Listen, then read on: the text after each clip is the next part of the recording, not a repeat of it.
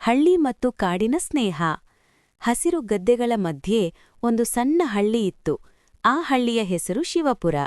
ಬೆಳಗಿನ ಜಾವ ಸೂರ್ಯನು ನಿಧಾನವಾಗಿ ಉದಯಿಸಿದಾಗ ಮಂಜು ಹೊಲಗಳ ಮೇಲೆ ಮುದ್ದಾಗಿ ಹರಡಿಕೊಂಡಿರುತ್ತಿತ್ತು. ಹಳ್ಳಿಯ ಜನರು ಬೇಗ ಎದ್ದು ತಮ್ಮ ತಮ್ಮ ಕೆಲಸಗಳಲ್ಲಿ ತೊಡಗುತ್ತಿದ್ದರು.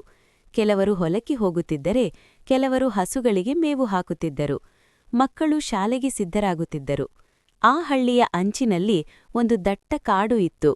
ಕಾಡಿನೊಳಗೆ ದೊಡ್ಡ ದೊಡ್ಡ ಮರಗಳು, ವಿವಿಧ ಬಣ್ಣದ ಹೂಗಳು, ಪಕ್ಷಿಗಳ ಕೂಗು ಮತ್ತು ಹರಿಯುವ ಚಿಕ್ಕ ಹೊಳೆಯಿತ್ತು. ಹಿರಿಯರು ಮಕ್ಕಳಿಗೆ ಒಬ್ಬರೇ ಕಾಡಿಗೆ ಹೋಗಬೇಡಿ ಎಂದು ಎಚ್ಚರಿಸುತ್ತಿದ್ದರು. ಆದರೆ ಕಾಡು ಯಾವತ್ತೂ ಹಳ್ಳಿಯ ಜನರಿಗೆ ಹಾನಿ ಮಾಡಿರಲಿಲ್ಲ. ಅದು ಅವರ ಗೆಳೆಯನಂತಿತ್ತು. ಹಳ್ಳಿಯಲ್ಲಿ ಕಿರಣ್ ಎಂಬ 13 ವರ್ಷದ ಹುಡುಗ ವಾಸಿಸುತ್ತಿದ್ದ. ಅವನು ಬಹಳ ಕುತೂಹಲಶೀಲ. ಕಾಡಿನ ಬಗ್ಗೆ ಕೇಳಿದ ಕಥೆಗಳು ಅವನ ಮನಸ್ಸಿನಲ್ಲಿ ಹಲವು ಪ್ರಶ್ನೆಗಳನ್ನು ಹುಟ್ಟಿಸುತ್ತಿದ್ದವು. ಒಂದು ದಿನ ಅವನು ತನ್ನ ಅಜ್ಜನ ಜೊತೆ ಕಾಡಿನ ಅಂಚಿನವರೆಗೆ ಹೋದ. ಅಜ್ಜ, ಈ ಕಾಡು ನಮ್ಮ ಹಳ್ಳಿಗೆ ಏನುಪಕಾರ ಮಾಡುತ್ತದೆ ಎಂದು ಕಿರಣ್ ಕೇಳಿದ.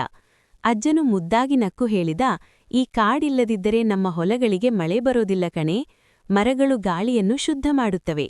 ಕಾಡು ನಮ್ಮ ಬದುಕಿನ ಭಾಗ. ಅಷ್ಟರಲ್ಲಿ ಒಂದು ಮೃದುವಾದ ಗಾಳಿ ಬೀಸಿ ಮರದ ಎಲೆಗಳು ಸದ್ದು ಮಾಡುತ್ತಿದ್ದವು. ಕಿರಣ್ ಆ ಧ್ವನಿಯನ್ನು ಕೇಳಿ ಆನಂದಪಟ್ಟ.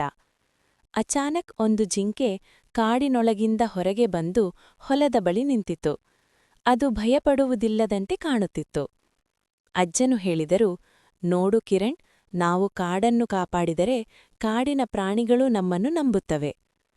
ಆ ದಿನದಿಂದ ಕಿರಣ್ ಕಾಡಿನ ಮಹತ್ವವನ್ನು ಅರ್ಥಮಾಡಿಕೊಂಡ. ಹಳ್ಳಿಯ ಮಕ್ಕಳಿಗೆ ಕೂಡ ಕಾಡನ್ನು ಕಾಪಾಡಬೇಕೆಂದು ಹೇಳಲು ಶುರುಮಾಡಿದ. ಅವರು ಸೇರಿ ಹಳ್ಳಿಯ ಸುತ್ತಮುತ್ತ ಮರಗಳನ್ನು ನೆಡಲು ಪ್ರಾರಂಭಿಸಿದರು. ಕಾಲಕ್ರಮೇಣ ಶಿವಪುರ ಇನ್ನಷ್ಟು ಹಸಿರಾಯಿತು.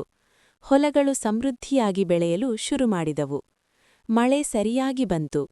ಹಳ್ಳಿಯ ಜನರು ಸಂತೋಷದಿಂದ ಬದುಕಲು ಶುರುಮಾಡಿದರು. ಹಳ್ಳಿ ಮತ್ತು ಕಾಡು ಪರಸ್ಪರ ಅವಲಂಬಿತವಾಗಿದ್ದವು. ಒಂದು ಇಲ್ಲದೆ ಇನ್ನೊಂದು ಸಂಪೂರ್ಣವಾಗಿರಲಿಲ್ಲ.